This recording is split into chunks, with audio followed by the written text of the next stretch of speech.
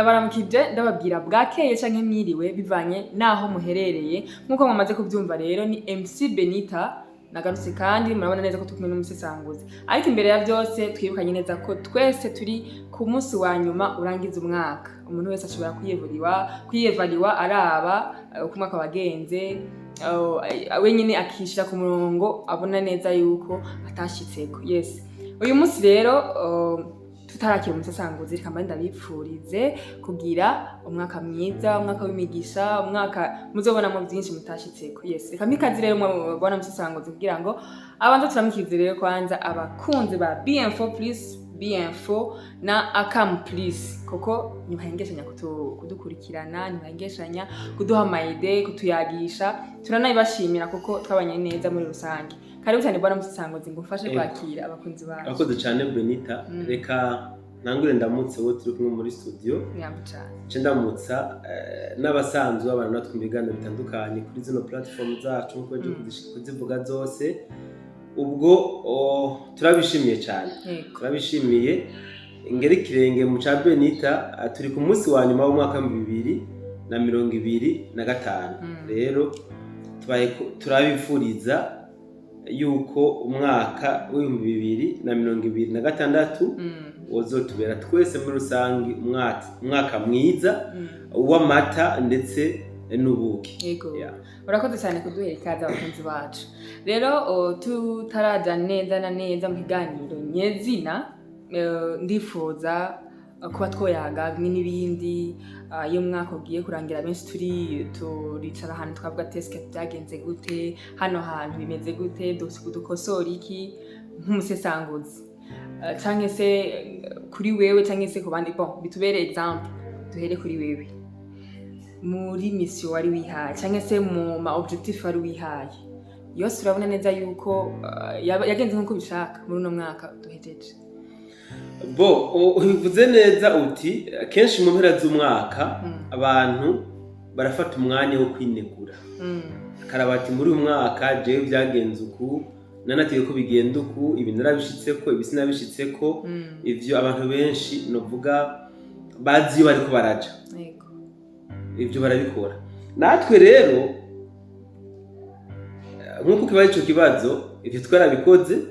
Akimo gusa nuko nyene bigomba kuba ari amabanga nyene y'umuntu, ariko kandi kuvyerekeye novuga ivy'imboga dukoresha ndashobora kuvuga ko twabishitseko ibice 100%. Wareshi iterme neza cyane, twabishitseko ibice 100% kuko twebwe twari dufise intumbero novuga zibiri gusa. Zari intumbero zibiri gusa. Je nkunze kubwira abadukurikirana yuko jewe sindi umutangaza makuru, twebwe ntituri abatangaza makuru. Oya, twebwe ibi bintu twabijemwo kugira ngo dushobore gushira ukuri ahabona, sivyo? Twabijemwo mu gihe ibitangaza makuru bitandukanye byinshi byo mu Rwanda n'ibindi byitwa mpuzamakungu byariko onovuga bikwiragiza ibihuha, babesha ibintu byinshi ku mbuga zabo, surtout bafatiye ku ntambara ziriko zirabera ku butaka bwa Kongo, mu gushaka kwerekana yuko zirya ntambara ziri ku butaka bwa Kongo atari z'abakongomani, ahubwo ko zigomba guca ziza mu Burundi. Ndo bavuga ko zirya ntambara zatanguye muri Kongo kubera babuze aho baca mu kuza mu Burundi, rero bahejeje ko ngo baca binjira mu Burundi. Ndavyibuka twabitanguye mu mpera z'umwaka wa 2023. No twabitanguye mugabo rero avec le début y'umwaka nako wa kane, avec le début y'umwaka wa 2025 no novuga ko twaje kubikora n'umwete, noneho kugira ngo twereka abarundi yuko zirya ntambara ari iz'abakongomani atari iz'abarundi. Même si Uburundi bwagiye gufasha Kongo, abarundi ntitwumve yuko ari ntambara ziraba abarundi, ni iz'abakongomani. Abarundi bagiye kuzinyumura muri Kongo kubera ko Kongo ari igihugu kibanyi n'Uburundi, kandi musanzwe muzi yuko umubanyi ari wo muryango, ni nawo muzimya umuriro. Ikindi kintu rero nyamukuru cyane dufata ama microphone twebwe ni kubera yuko bijya bitangazamakuru navuze hejuru yo gushaka kubesha abarundi kubatira ubwoba kugira ngo bamane intekera basubire guhunga harimwo ko bakoresha ibinyoma byinshi cyane. Ni ukuvuga barabesha cyane bafatiye ku biri ku mirongo y'urugamba. Wanashaka baraje n'inyuma y'ibiri ku mirongo y'urugamba bagahimba inkuru bagafonda inkuru mu kubesha yuko mu Burundi habaye ibintu runaka abarundi byagenze uku none batangura no kwambika ibara se barundi n'umutambukanyi wiwe inzego z'umutekano inzego za gisirikare abasanzwe bafasha son excellence kuyobora igihugu abo bose batangura kubambika ibara kubashirira isoni. Twebwe rero cyo tuvuga tuti bafise umunwa nk'uwo dufise bafise ubwenge nk'ubwo dufise kandi ibyo bavuga bo barabesha mugabo twebwe turafise ukuri. Reka rero duhaguruke dutanga ukuri umurundi wese azogira amahirwe yo kudukurikirana azomenya ukuri kw'ibiri ku mirongo y'urugamba n'ukuri kw'ibiri mu gihugu cy'u Burundi. Ibi rero mu by'ukuri ndabyishimira cyane ndabyishimira kuko mu kwezi kwa kabiri k'uyu mwaka tugiye guheza niho ibihuha byabaye byinshi aho wanashaka hariho na bamwe mu barundi bari Bujumbura bari bamaze kugurisha ibintu byabo kugira ngo bashobore guhunga igihugu.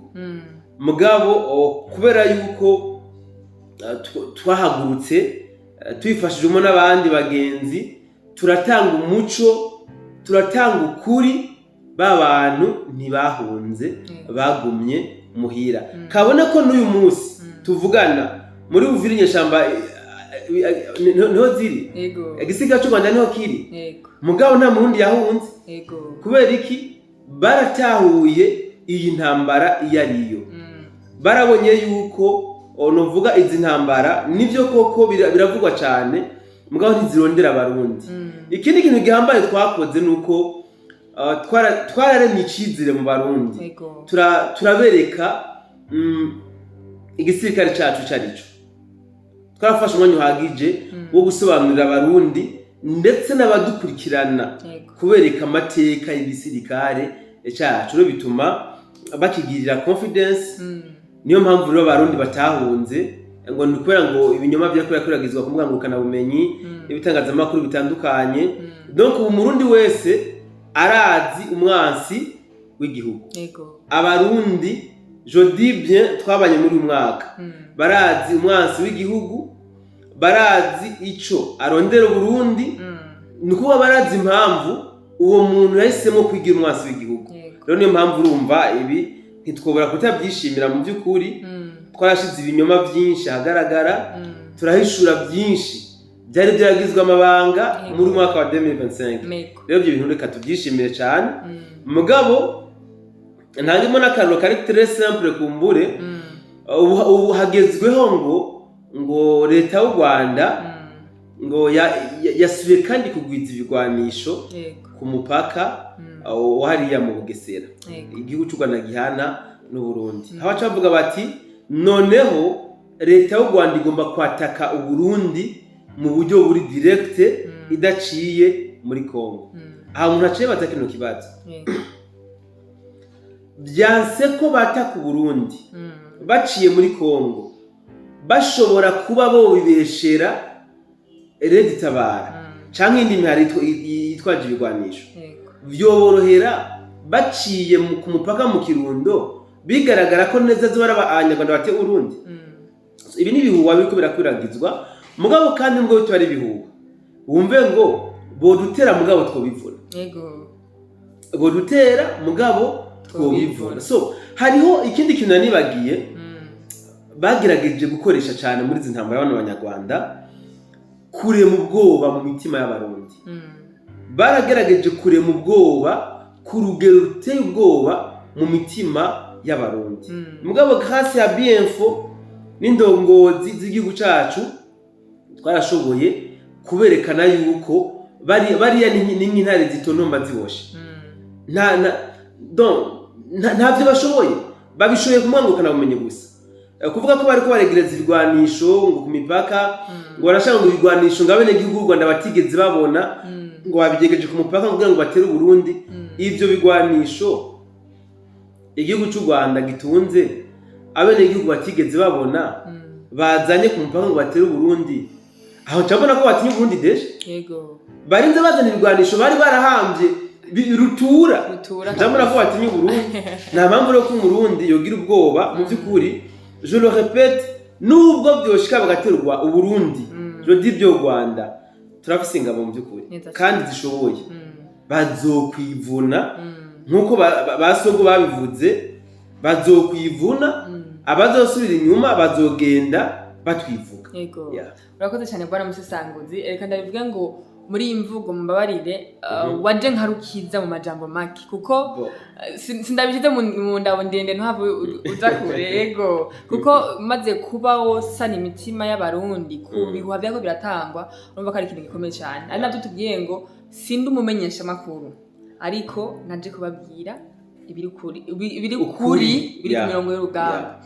Nshangira akabazo k'amatsiko rero, none ko miswe yawe yabaye atteint à 100%, est-ce que ugiye kubivamo? Bizogenda gute? Udusigane ubwoba bimeze gute? Boss, kubivamo singiye kubivamo kubera ko n'intambara zirahera. Nayingize ubwoba. Yego. Intambara ntabwo zirahera, ziracabandanya. Kandi bari abantu sinzi kuri ababona tutarafata ama microphone ngo tuvuge natwe. Yego. Hariho imvugo bakoresha kuko bari bazi ko ivyo bavuga abantu bavyakira uko nyene atabushishozi babishizemo. Mugabo aho bitangiye kuvugira nabo batangiye guhindura imvugo. Ni kuvuga bari yabahindura imikenyuro umwanya ku mwanya. Niyo mpamvu rero tuvuze ngo dushe duhagarika, twosanga tubaye nka wa mwana yaburira impembo mu magodo.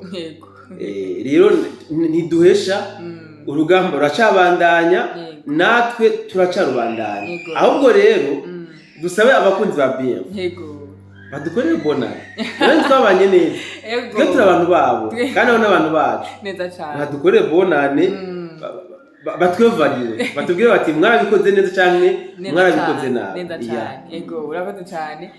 Twadushitse umutima nkaho twadukurikirana, sinzi ko barababaye nka jewe twumvise ngo mu gihe imisoza zabaye ate à 100%, umva ko nta kindi kintu gikenewe, imisiba yaheze. Reka ndagushimire cyane, nongera nshira ku kano kabazo k'amatsiko niko bazabivuga abarundi. Est-ce que ko imisoza zabaye ate nta obstacle nk'intambamyi zabonetse muri kane, kuko kenshi murazi neza ko Umusesanguzi aho tumusanze ariho twamufatira twamukoresha ibiganiro umwanya n'umwanya. Nta ntambamyi bigeze ugira muri bino misi cyangwa muri no mwaka byagiye bikubera ibintu nyene byo kubera imbogamizi mu kazi?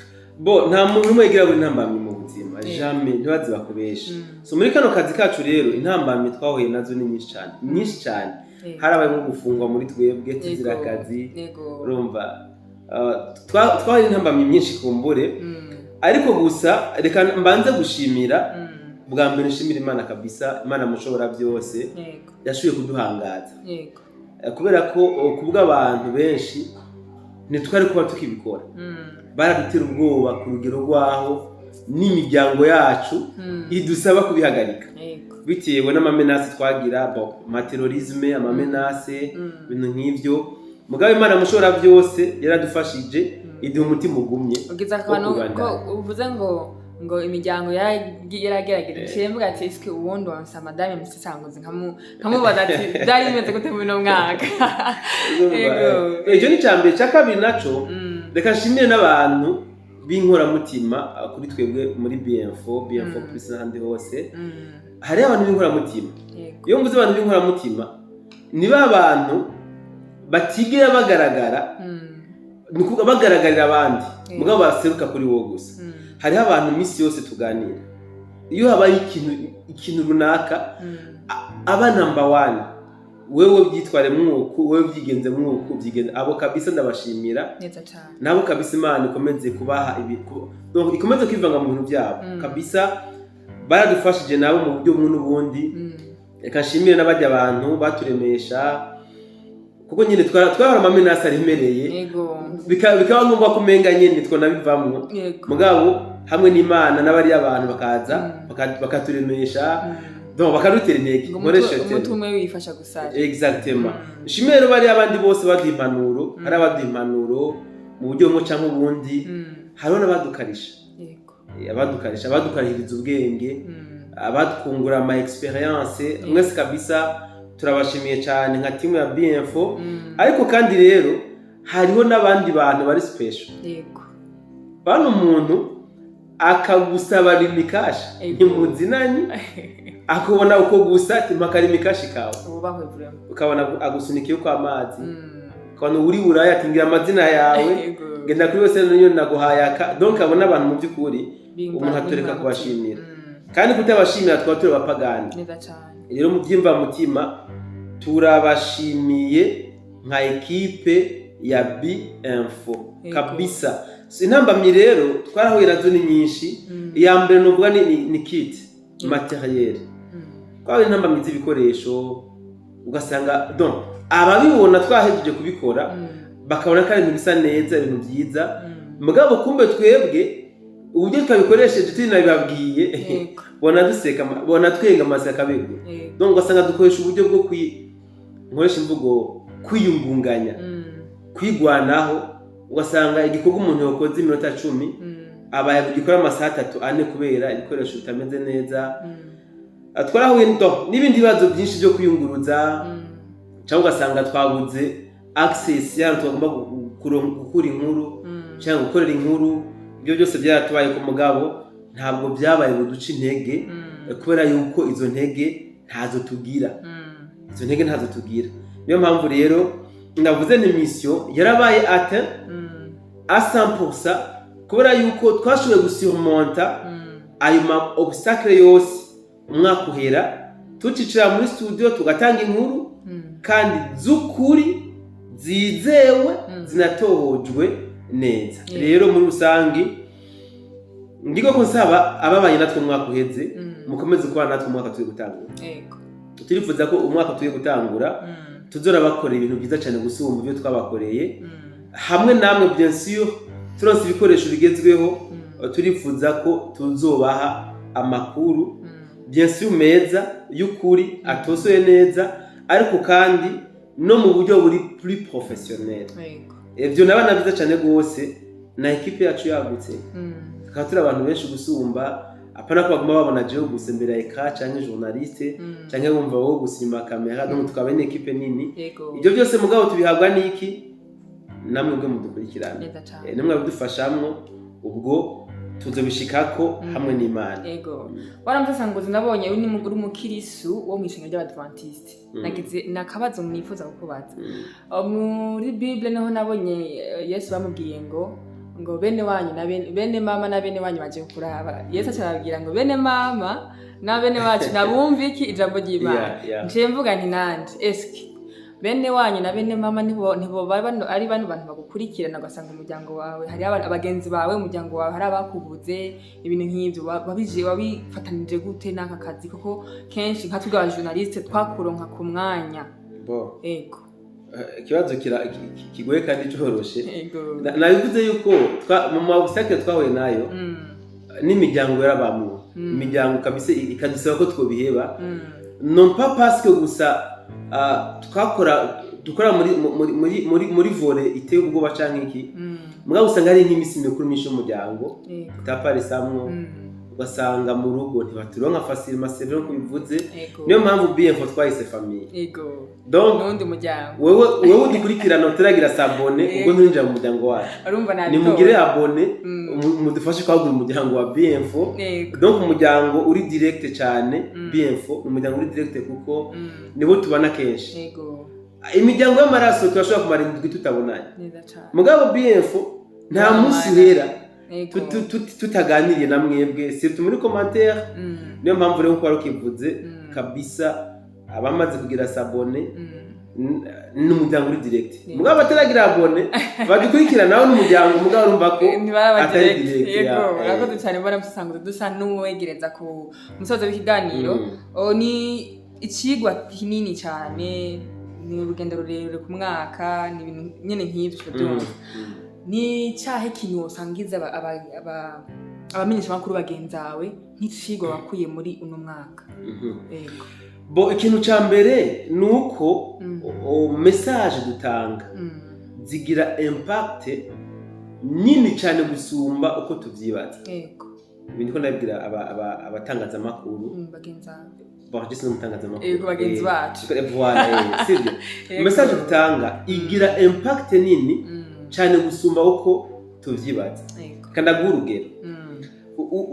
Udurabe ushobora kubona umuntu afise urubuga rwiwe ati abantu bamukurikirana benshi ugasanga afise nk'abantu bamukurikirana bashika dufate 10 gusa abantu 10 bagize abone ku rubuga rwiwe akoze content ugasanga irabona abantu 2-3 sivyo kugira ngo umenye ko donc ibintu dukora bigira ubwako bunini cyane gusumba uriya muntu aze yihende akore content yo gucoza inzego z'igihugu ico cyo cyose barimo akurikiranwa n'abantu 10 aze yihenda akore content yo gucoza igihugu ndavuga igihugu cyose abarimo uzura bingene bigenda directement iperereza riba ryamaze kumufata ndabivuze kubera iki ni byiza yuko abatangaza makuru tugomba gutanga inkuru d'abord turavye iyi nkuru iza kwakira abandi yego bayakira gute iza kubamarira iki sivyo hamana je nanje ndayitanze iza kumarira iki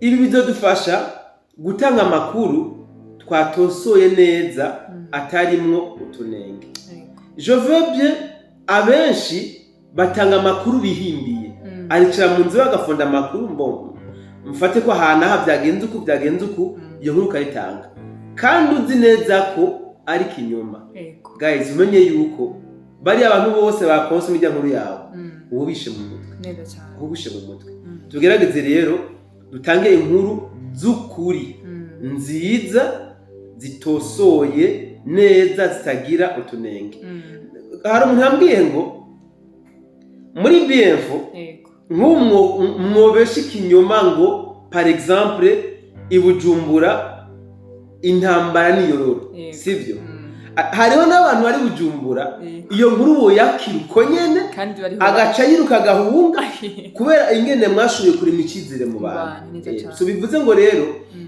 ni byiza ko uri umutangaza makuru nubu umutangaza makuru apana umuntu wifondera amakuru donc utanga amakuru ahari y'ukuri kandi yizewe hamikindi bamenyesha nuko atari byiza yuko ukuri kose kuvugwa hari inkuru tuba dufise mugabo tukaraba iyi nkuru ni nayitanga eske bajya abantu baza kuyikonsoma ibamarira iki ntiza gutuma bagira ibibazo bagira iki ndibuka muri uyu mwaka hari inkuru twatanze zituma hari abantu binjira ibitaro franchement naragiye kuvisita abantu 3 binjiye ibitaro kubera gusa twemeje ko Uvira yafashwe n'inyeshamba z'u Rwanda na RDF abantu barinjira ibitaro pe hariho n'umupapa araho yambwiye ati ndakwinginze ukora inkuru yo kubesha uvuge ko ibintu bimeze ukuntu hamyo nkuru uyigire privé donc uyigire ntuyigire public uyigire no répertorié je uyime ndayiha umudamu wanje yumvirize gusa basi ndabaye ko yova mu bitaro urumva donc hari sibyiza rero yuko ukuri kose kuvugwa kwa inkuru dutanga tugomba kuraba abantu est-ce que barayikeneye d'abord barayikeneye ndagenda kizi baragikeneye none batagikeneye rero nta mpamvu yuko ico kintu tugitanga iyo ni message ndari maye aba journaliste musanzwe mukora ku nkuru zitandukanye ariko abo mu myidagaduro bo byose biremewe kuko bajya nabaje gukoresha ubuzima gutabaje n'isubira umwana niko bimeze reka ndagushimire cyane rero bwana Musesanguzi ukiye tugiraniye kuri evaluation ibintu nk'ibyo ndagushimiye cyane byimva mutima nka jewe nagukoresheje kenshi ndagushimira ko warampaye umwanya ndagushimira ko wahaye umwanya aba journaliste bandi bagenzi banje muri rusange ndabavugiye turagushimiye cyane ego nanje ndagushimiye kashimye n'abariya bose banyizeye bakabona ko amakuru ntanga mba nayatoje by'ukuri koko ariko kandi kanche ndashimye n'abari babaye natwe muri kino kiganiro kumbure bitavuze ko turangije umwaka pour le moment turacari kare turashobora gukora izindi content mu masaha ari imbere ariko wumve yuko byimva mutima aya mashimwe nayo yo kurangiza umwaka wa 2025 ego ni ibintu toroshe rero kurangiza umwaka uri kuri Evore ugasanga ibintu byaba byagenze neza cyane kandi ku murongo nkuko wabyifuza reka nshimire cyane mbona mutsango sinengira ko nshimire abakunzi bama badukurikira n'abari ko badukurikira muri kino kiganiro ndababwira ko tubakunda cyane tububaha tubibutsa ko muri commentaire ariyo twama twahuriye ibiganiro yababwiye neza ko bibandanya naho utaha umunsi uracari igice nturarenga turasoma ibindi biganiro murakoze